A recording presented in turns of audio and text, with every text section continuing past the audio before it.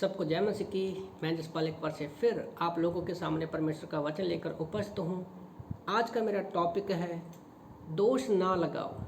आप लोग मेरे साथ निकाल सकते हो। लुका की किताब अध्याय 6 वचन 37 में लिखा है, दोष मत लगाओ तो तुम पर भी दोष नहीं लगाया जाएगा, दोषी ना ठहराओ तो तुम भी दोषी नहीं ठहराए जाओगे, क्षमा करो तो तुम्हें भी क्षमा किया जाएगा।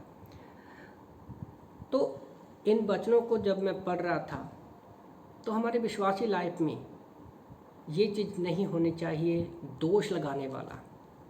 क्योंकि संसार के जितने लोग हैं, हमें पता है कि संसार का राजकुमार कौन है, संसार का पिता कौन है, वो शैतान है और वो हमेशा दोष लगाने वाला ही है। तो अगर हम विश्वासी हैं तो सबसे पहले क्या है, हमें अपने आप को पवित्र आत्मा की अगुवाई में बदलना है। मत्ती की किताब अध्याय 7 वचन 7 में मैं देख रहा था, लिखा है, मांगो तो दिया जाओगा, ढूंढो तो पाओगे, खटखटाओ तो खोला जाएगा। उस वचन को हम लोग बड़े अच्छे से याद रखते हैं और विश्वास भी करते हैं कि हम मांगेंगे तो परमेश्वर देगा। उसी तरह से परमेश्वर हमसे भी यही चाहता है कि हम दोष लगाने वाले ना हो, किसी को दोषी ठहराने वाले ना हो और क्षमा करने वाले हम लोग हों।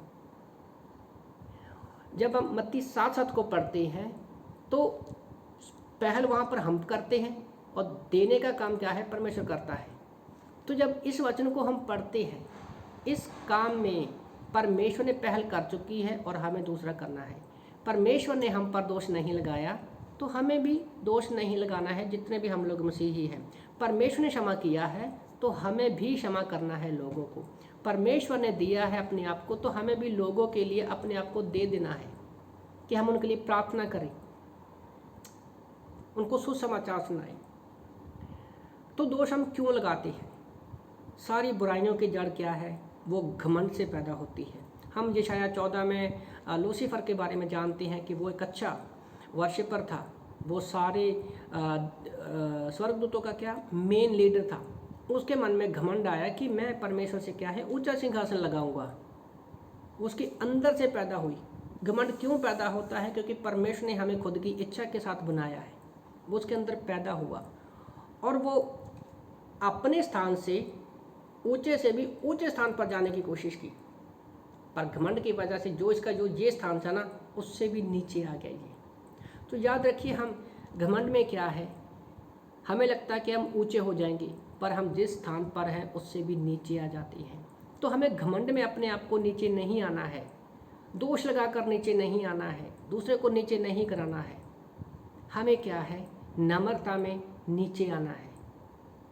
जैसे यीशु मसीह हमारे लिए नम्र बन गए और वो क्रूस की मौत को उन्होंने सह लिया। क्रूस पर भी उन्होंने एक ही शब्द कहा, परमेश्वर को क्षमा कर, क्योंकि ये नहीं जानते ये क्या कर रहे हैं। प्रेतों के काम अध्याय 7-8 में भी जब हम पढ़ते हैं, स्टीफनस को जब प्रचार करने के विषय में उनको पत्थरों से मारा जाता है, तो वो भी यही कहता है, परमेश्वर इनको क्षमा कर, ये नहीं जानते कि ये क्या कर रहे हैं।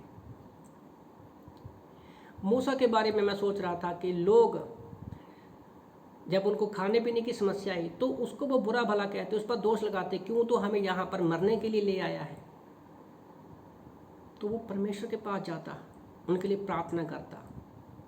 तो आप लोगों को इस छोटे से मैसेज के द्वारा मैं उत्साहित करना चाहता हूँ कि आज हमारी लाइफ में बहुत सारी ऐसी समस्या परेशानियाँ हैं, कड़वाहट है मन में, पर हम अपने आप को विश्वासी कहते हैं, प्रभु के लोग कहते हैं और हम लोगों पर उंगलियां उठाते हैं।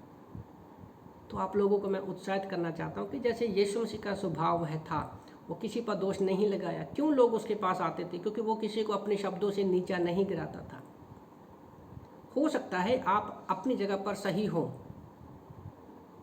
और जो बोल रहे हो किसी के प्रति, वो भी सही हो सकता है, पर हमें दोष नहीं लगाना है, किसी को नीचा नहीं गिराना, क्योंकि न्याय करना हमारा काम नहीं है, वो परमेश्वर का काम है। तो विश्वासी जीवन में किसी पर दोष मत लगाओ, ताकि हमारा भी क्या है, हम पर भी दोष नहीं लगाया जाएगा।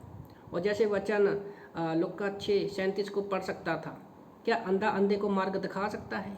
क्या खड्डे में नहीं गिरेंगे? तो हमें दोष में नहीं लगाना लोगों के ऊपर। आमीन।